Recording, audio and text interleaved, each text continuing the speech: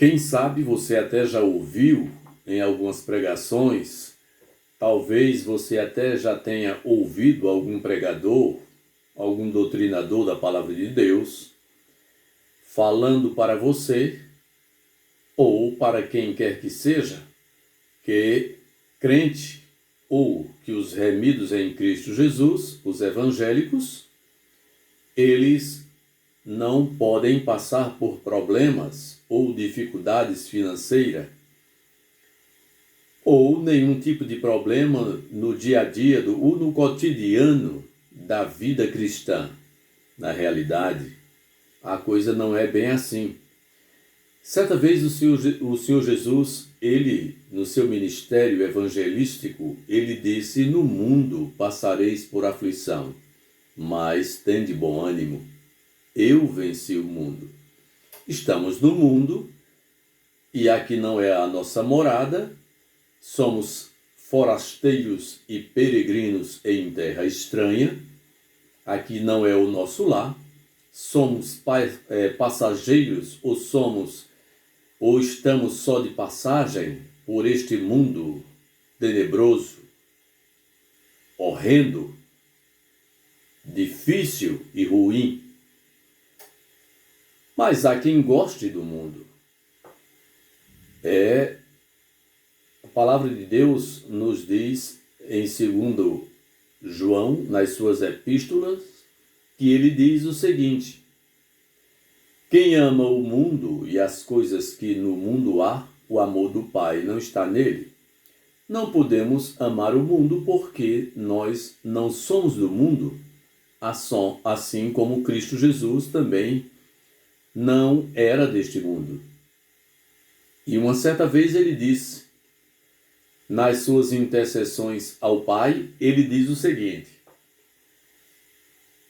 "Pai, eu não peço que os tire do mundo, mas que os livre do mundo. Eles não são do mundo, como eu também do mundo não sou."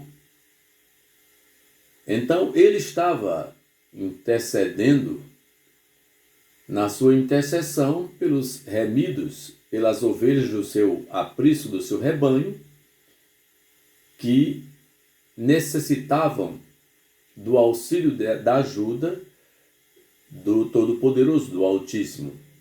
Então, o Senhor Jesus diz que, pedindo ao nosso Deus, ao seu Pai, ao nosso Pai Celestial, que nos livrasse do mundo. Então, não podemos amar o mundo, nem se apegar às coisas deste mundo.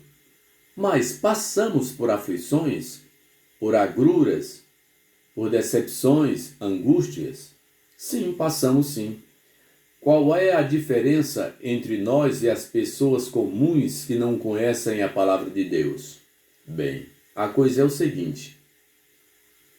Na realidade, a palavra de Deus diz, segundo Eclesiastes, que o que acontece ao justo, acontece também ao ímpio, ao pecador. Não estamos livres dos problemas deste mundo, mesmo sendo evangélicos, mesmo sendo remidos, ou crentes, como você queira dizer, ou como muitos chamam. Bem, os remidos em Cristo Jesus, eles passam por dificuldades, por aflição, angústia, tristeza, desdém, sofrimento, porque eles estão no mundo. Mas uma boa parcela destes problemas são adquiridos e absolvidos pelos crentes remidos, por nós, os remidos, pela nossa desobediência, pelo nosso pecado. Somos pecadores. Infelizmente, ainda estamos nesta matéria podre, na carne. A carne para nada serve, só serve para ser destruída, um dia ser eliminada pela morte e ser lançada à sepultura, à tumba fria.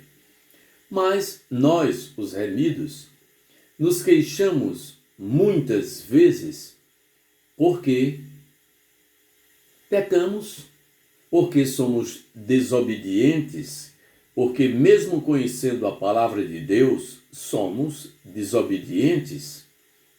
Às vezes pouco, às vezes muito, mas a verdade é que nos queixamos dos nossos problemas, dos nossos desdém, das nossas amarguras, tristezas, angústias, solidão, porque somos culpados.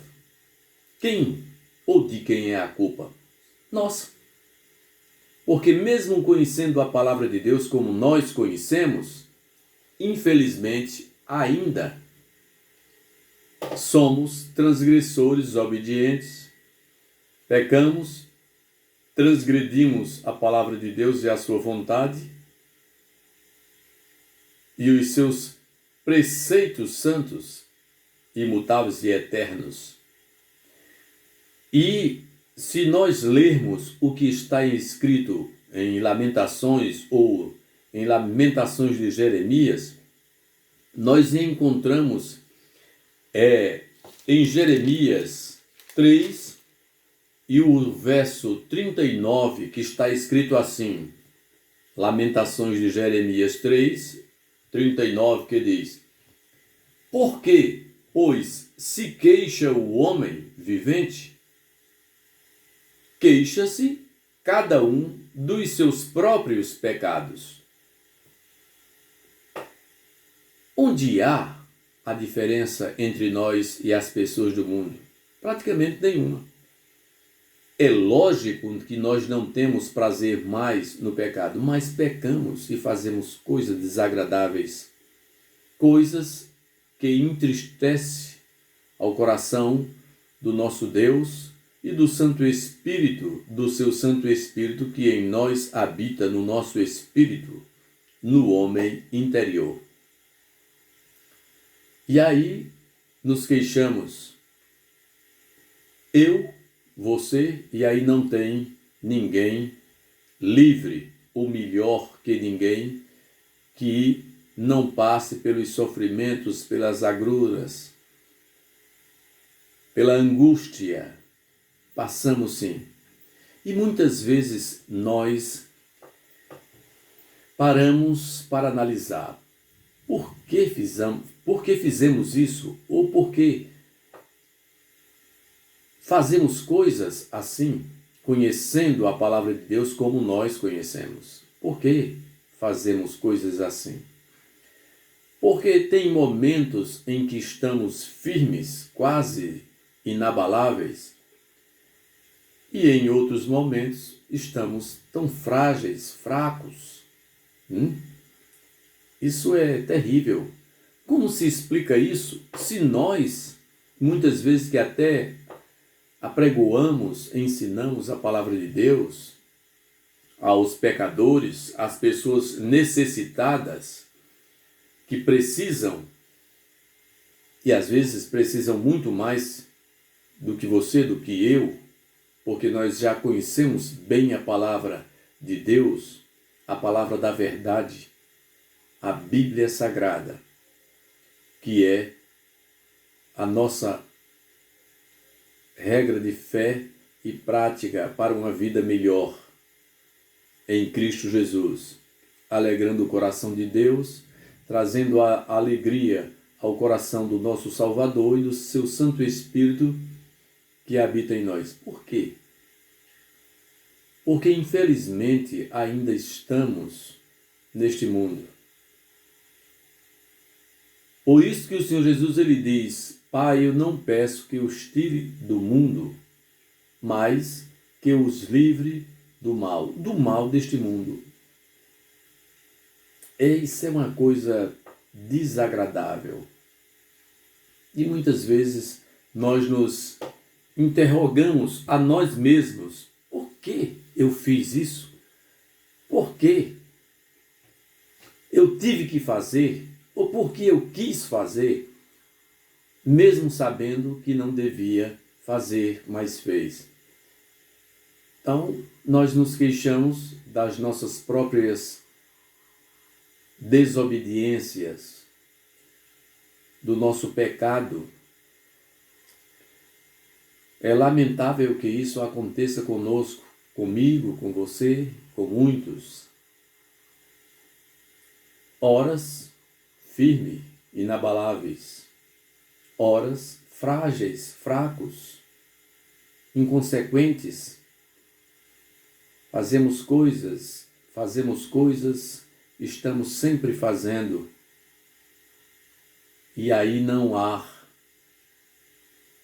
ninguém melhor que ninguém. Somos fracos. Nós precisamos da misericórdia de Cristo Jesus e do Todo-Poderoso. Precisamos muito. Por isso que é necessário, ou se faz necessário a nós, a oração. Porque quanto mais oramos, mais forte estamos. Mais oração, mais poder, pouca oração, pouco poder, nenhuma oração e nenhum poder. E sempre que vacilamos, acontece quando nós estamos longe da intimidade com o Senhor Jesus através das nossas orações. Quando estamos distante do nosso Pai amado e celestial por falta de oração. Quantas vezes nós deixamos de orar, não é verdade?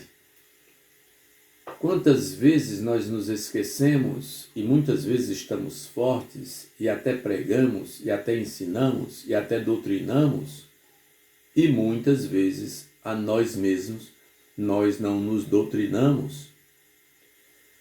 Somos inconsequentes. Necessitamos muito da misericórdia do Senhor Jesus. Seria bom que nada das aflições deste mundo, nada das agruras, dos tormentos, das dificuldades, das tristezas, da angústia, da saudade de estar bem com o Senhor, seria bom que nada dessas coisas pudesse nos afligir, porque conhecemos a verdade, somos crentes em Cristo Jesus, somos remidos, redimidos e lavados pelo sangue do Cordeiro. Não passo por isso, porque já criei em Cristo Jesus e o confessei como Salvador da minha vida. E aquelas coisas todas do velho homem passaram e eis que tudo se fez novo em minha vida. Mas nem sempre é assim. Nem sempre. Isso, a prova cabal do fato, está em que, pelo motivo de sermos carne e de termos entranhado na nossa matéria o pecado que está agarrado no mais profundo da carne, ela de vez em quando mostra as suas unhas e muitas vezes ela prevalece. Por isso que é importante, eu costumo dizer, quando um remido, um irmão na fé, ele der um vacilo, eu, você, todos nós que somos pecadores, que não temos prazer no pecado, mas pecamos e nos entristecemos e somos frustrados pelas nossas próprias desobediências e inconsequências. Entenda, alguém quando passa por essa dificuldade, não faça simplesmente crítica, não critique, não aponte, ore por ela. Quem sabe até seria ou se faz necessário você sentar com ela, trazer uma palavra de conforto, de ânimo, para que ela cresça mais, para que ela se revigore, para que ela possa se levantar das cinzas. Quantas vezes eu preciso dessa ajuda? Quantas vezes eu estou necessitando, eu que estou aqui falando para você, estou necessitando dessa ajuda e você nem sabe que eu estou precisando dessa ajuda. Quantas vezes eu estou levando ao seu coração a palavra, mas você está precisando da minha força, da minha ajuda, das minhas orações, da minha palavra de conforto, de auxílio, de ânimo, para que você se levante e outra vez se ponha de pé. Porque não tem coisa pior do que a crítica. E quantas vezes nós falamos para nós mesmos ou para outras pessoas: ah, eu tenho salvação eterna em Cristo Jesus. Eu louvo a Jesus porque eu conheço a sua palavra. Será mesmo que você conhece? Será mesmo que você entende o pecado do semelhante? Daquele que você viu de pé e muitas vezes até foi confortado pela palavra dele ou dela. E agora ele está precisando da sua ajuda e você tão somente critica. Como se você fosse infalível.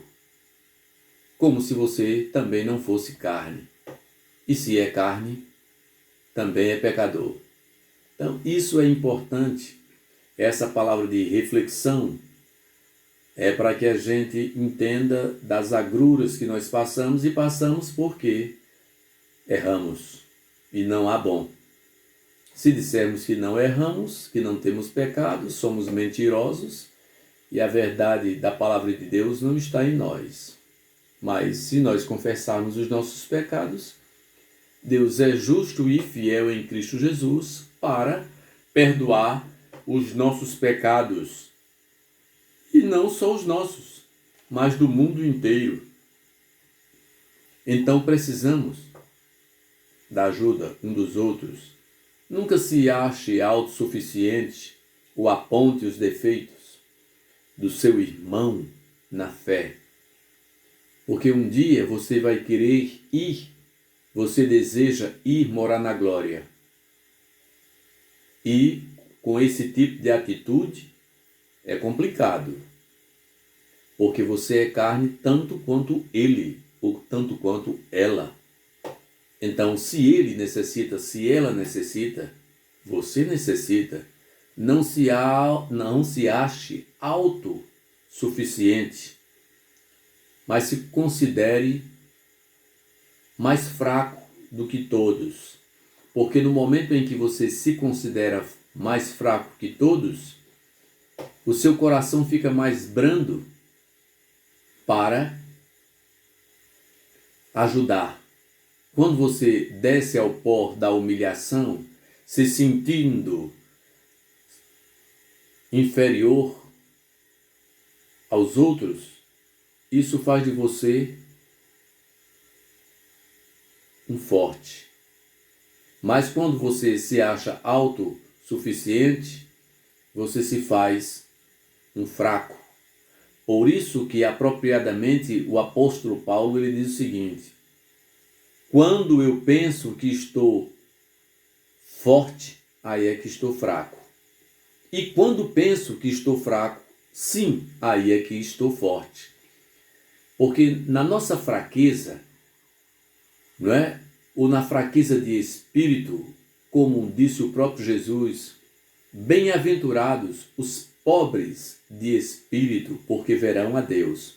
E se você não for pobre de espírito, não pode ver. Quando você se sente alto, forte de espírito, é um fracasso total. E é aí que você está dando uma grande brecha para que o inimigo jogue o laço e você caia na esparrela. Tá certo? Bem-aventurado os pobres de espírito, porque estes verão a Deus. Nunca se ache, porque o irmãozinho que trazia tanta palavra pisou na bola, está excomungado, e eu nem olho para ele porque ele é um fraco. E você é forte? Paulo diz que quando ele se acha forte, é um fracassado. Mas quando ele se acha fracassado, é um forte. E só vencemos quando agimos desta maneira, desta forma que deve ser o nosso ser espiritual, não a nossa carne, porque ela nunca cogita com as coisas da palavra de Deus. E quando você critica, quando você se acha autossuficiente, ou você mete a ripa ou desce a lenha com gosto e a chibata, prova que você não nasceu de novo. Tá certo? O velho homem, a velha criatura ainda está reinando. Você precisa conhecer mais da palavra de Deus para que você realmente possa ser alguma coisa e para que as suas orações possam subir e ser atendidas diante do Todo-Poderoso. Somos fracos. Eu sou fraco. Talvez seja o mais fraco de todos vocês que estão me ouvindo.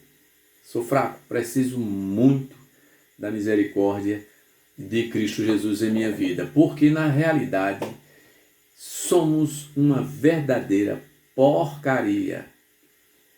Mas a misericórdia de Cristo é que nos mantém de pé. Porque somos frágeis, fracos, fraquíssimos. Como diz o ditado popular, somos caldo de tijolo. Para que serve caldo de tijolo? Para nada. Há substância em caldo de tijolo? Então, isso é apenas uma reflexão para que nós entendamos o quanto nós precisamos uns dos outros. Quando um caiu, o outro levanta, traz a palavra de ânimo, de conforto. Nunca critique os erros dos outros. Porque antes ele era, ou parecia ser forte, ou até trazia uma palavra boa para o seu coração. E agora está necessitando da sua ajuda, mas você está só na defensiva e na crítica. E interessante que eu vejo lá na Epístola segundo João, do apóstolo João 3, e o verso 20 que diz o seguinte, encerrando com essa palavra: pois se o nosso coração nos acusa, certamente Deus é maior do que o nosso coração e conhece todas as coisas. Se o nosso coração nos acusa, porque erramos, pecamos, agora estamos fragilizados por alguma coisa que nos abateu, maior que o nosso coração que nos está acusando é Deus, e conhece todas as coisas, e conhece a sua fragilidade, e conhece que você é pecador e que o pecado está dentro de você, e muitas vezes por um vacilo, por uma falta de intimidade com o Senhor, ou até mesmo por falta de querer contar o seu desdém, as suas agruras, os seus pecados, até por medo de entristecer alguém, você os oculta e muitas vezes se dá mal, porque o correto seria nós confessarmos os nossos pecados uns para os outros, não pensando nas consequências se alguém vai gostar ou deixar de gostar. O importante seria nós confessar os nossos pecados uns para os outros e ao próprio Deus. Mas você às vezes quer poupar alguém para não entristecer o coração e se dar mal. Nunca faça isso. Nunca mais.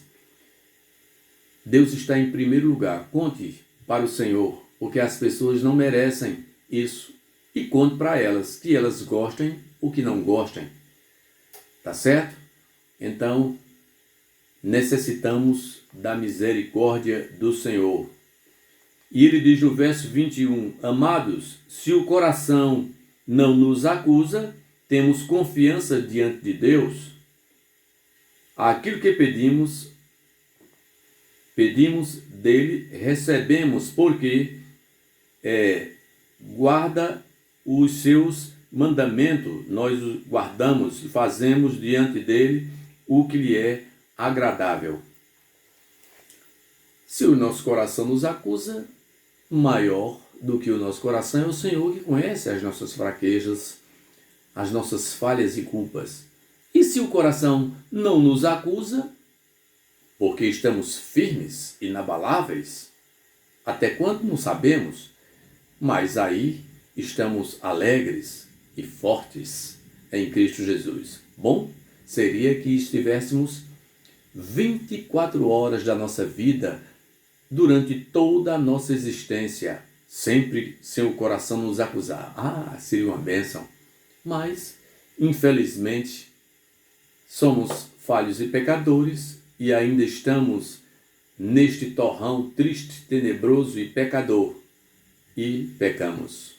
Mas maior do que o nosso coração é Deus, que conhece todo o nosso interior. Amém.